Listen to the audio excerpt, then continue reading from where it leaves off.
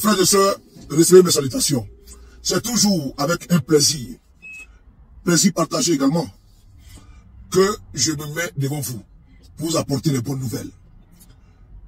Mercenaires, complices des terroristes, sponsors, logisticiens, au sein de l'AES, les braves combattants, nos unités qui sont au front, ceux qui sont également dans les renseignements, ne ménagent aucun effort. Parce que les terroristes ne ménagent aucun effort en matière d'ingéniosité. Ceci dit, ils ont affaire à une armée, à des armées qui ont une longueur d'avance. L'armée burkinabé, l'armée nigérienne et l'armée malienne. Ces armées-là se sont adaptées à la menace terroriste. Elles ont décidé de contrer toutes les velléités des terroristes. Contrer au niveau du renseignement, contrer au niveau des attaques, contrer au niveau du financement. Les terroristes que vous voyez, ils circulent avec des motos et par-ci par-là, avec des engins. Ils ont payé de carburant. Ils ont payé de renseignements. Les terroristes également ont leur service de renseignement. Ils travaillent avec des personnes qui sont dans la population, qu'on les appelle communément des indiques. Et donc, il faut également que les armées travaillent avec la population, qui donne également des renseignements, afin que l'armée puisse avoir une longueur d'avance sur les terroristes. Un exemple donné, si les terroristes veulent passer à l'acte, qu'est-ce qu'ils vont faire? S'ils vont attaquer une localité, il faut du carburant pour le déplacement. S'ils n'en ont pas. Et donc, ils vont faire les commandes de carburant. Et donc, leurs complices vont se mettre au travail afin de pouvoir acquérir ce carburant-là et livrer à ces sanguinaires. Plus tard, ils doivent faire quoi? Ils doivent avoir des personnes qui vont leur donner des renseignements sur la localité qu'ils pensent, qu'ils projettent attaquer. C'est à travers ces renseignements collectés par leurs complices que les services de renseignement endogènes de l'armée malienne, burkinabé et nigérienne arrivent à savoir qui fait quoi, qui enquête sur quoi, qui enquête sur qui. Dans cette dynamique, nous devons dire que l'armée malienne, burkinabé et nigérienne tire leur épingle du jeu. Ils ont su, à travers des services de renseignement de pointe très outillés, ils ont su vraiment dévancer les terroristes. Dans ce reportage, qui est du vrai, qui n'est pas un fake, vous allez voir plusieurs actes posés par les armées de l'AES, précisément au Niger. On y va ici avec un bulletin d'information au Niger. Merci beaucoup à vous. Dans la région de Tillabéri, à l'ouest du pays, les actions de sécurisation se poursuivent dans le cadre de l'opération Al-Mahou, avec plusieurs résultats enregistrés au cours de cette semaine. Le lundi 7 juillet 2025, les éléments du piquet du poste militaire de reconnaissance de Yassane ont interpellé un individu de nationalité étrangère repéré pour son comportement suspect et ses propos incohérents, laissant présumer une affiliation possible avec les groupes armés criminels. Ne disposant d'aucune pièce d'identité, l'intéressé a été immédiatement remis aux services compétents pour enquête approfondie.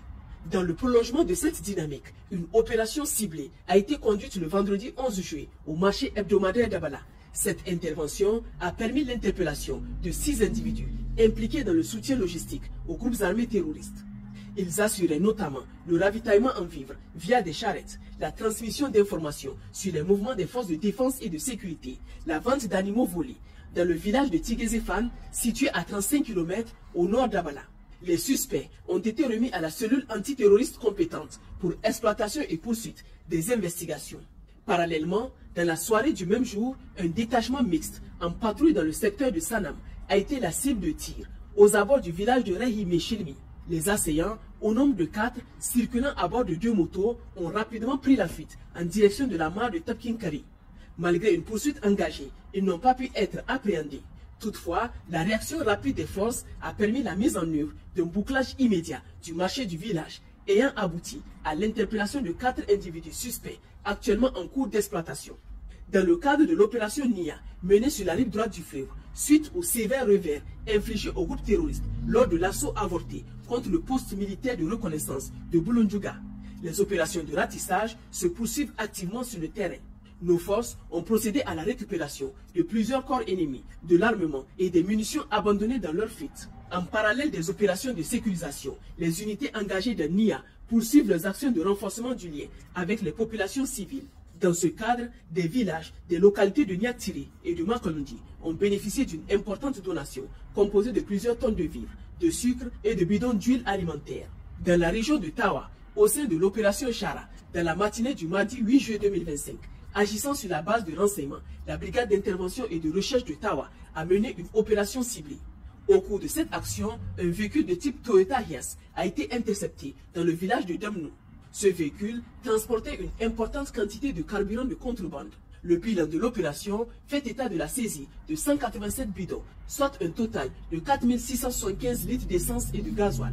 Par ailleurs, sous l'autorité du chef d'état-major tactique de l'opération Chara, la garnison militaire de Tawa a conduit une campagne de dons de sang au profit de la banque de sang du Centre régional de transfusion sanguine. À cette occasion, plusieurs dizaines de poches de sang ont été collectées afin de répondre aux besoins urgents et vitaux des patients. Dans le cadre de l'opération Damissa, un raid aéroterrestre a été mené à l'aube du vendredi 11 juillet 2025 sur le plateau situé à l'est du village de Toulou, dans le secteur de Guéchémé. L'objectif de cette opération était de neutraliser un groupe armé terroriste voulant établir une base logistique dans cette zone.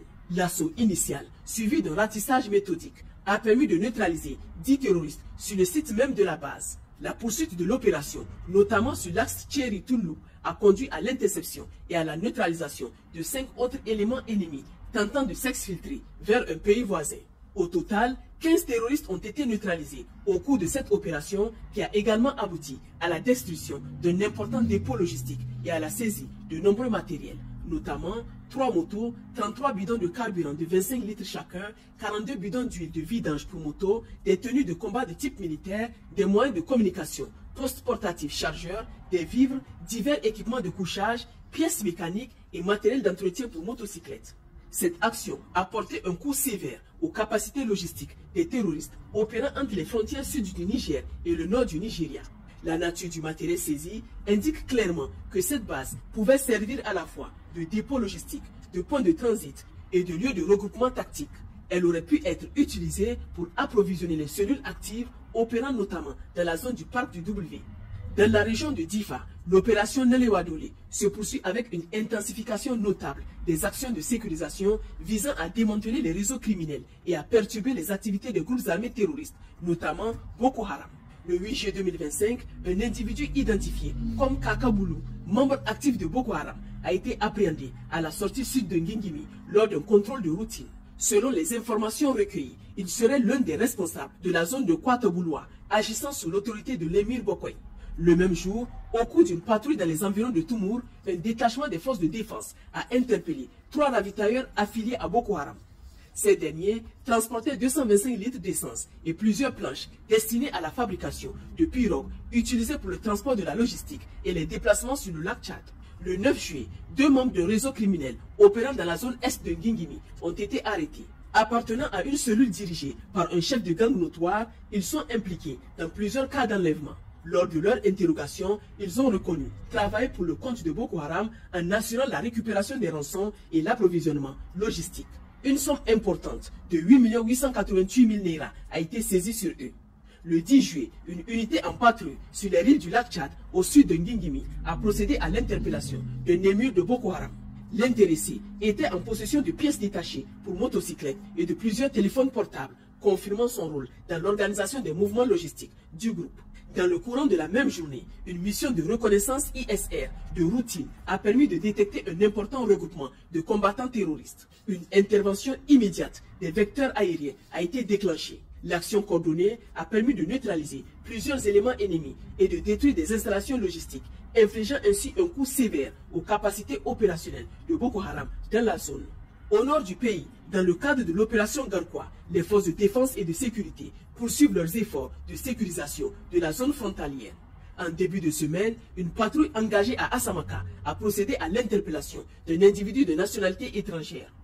Ce dernier a été surpris en train de prendre des images de points sensibles situés à proximité de sites stratégiques. Cette intervention a été rendue possible grâce à l'exploitation de renseignements préalables. L'individu a été immédiatement remis aux autorités compétentes pour les besoins de l'enquête. Le vendredi 11 juillet 2025, aux environs de midi, une autre patrouille a intercepté un véhicule de type Toyota en provenance du site 13, circulant sur l'axe est de Tabarkat, à environ 3 km du point de contrôle. À bord du véhicule, 4 individus ont été appréhendés. La fouille opérée sur place a permis la découverte d'un sac contenant une arme de type FAL, 2 chargeurs approvisionnés, ainsi que 6 cartouches en vrac. Les suspects ainsi que le matériel saisi ont été immédiatement remis aux autorités compétentes pour les besoins de l'enquête et des investigations complémentaires. Au sein de l'opération Inchinkasa, dans le cadre des opérations de sécurisation des axes menant à la capitale, nos forces ont interpellé sur une bretelle de la route de Torodi un trafiquant de carburant opérant au profit des groupes armés criminels.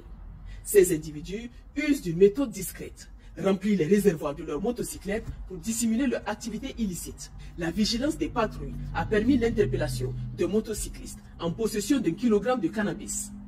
Dans le même secteur, une seconde moto dont le réservoir était rempli de carburant a été abandonnée par son conducteur à la vue des éléments en patrouille. Le 7 juillet, à Bongoula, un individu a été interpellé lors d'un contrôle routier par les forces de sécurité intérieure. Sur lui, une somme de 2 250 000 francs CFA et un téléphone portable. L'homme prétendait se rendre à Niamey pour récupérer le paiement d'une vente d'huile de vidange. Une version jugée douteuse car ces produits circulent habituellement vers les campagnes, non l'inverse. L'exploitation de son téléphone a révélé sa véritable identité. Membre actif d'un groupe terroriste, depuis 2022, il a reconnu sa participation à plusieurs attaques, dont celle menée récemment contre une position de la garde nationale à Bolondjega et une offensive d'envergure contre les forces armées en août 2024, impliquant 300 motos. Blessé lors des combats, il porte encore plusieurs impacts de balles. Il a été remis aux autorités compétentes et fait désormais l'objet d'une enquête approfondie. Chers concitoyens, les forces combattantes réitèrent leur engagement à défendre le Niger et sa population contre toute menace. La coopération des citoyens demeure essentielle pour garantir et renforcer la sécurité nationale. En cas d'urgence, veuillez contacter les lignes vertes. Pour les forces armées nigériennes, le 4040. Pour la gendarmerie nationale, le 4000. Pour la garde nationale du Niger, le 280.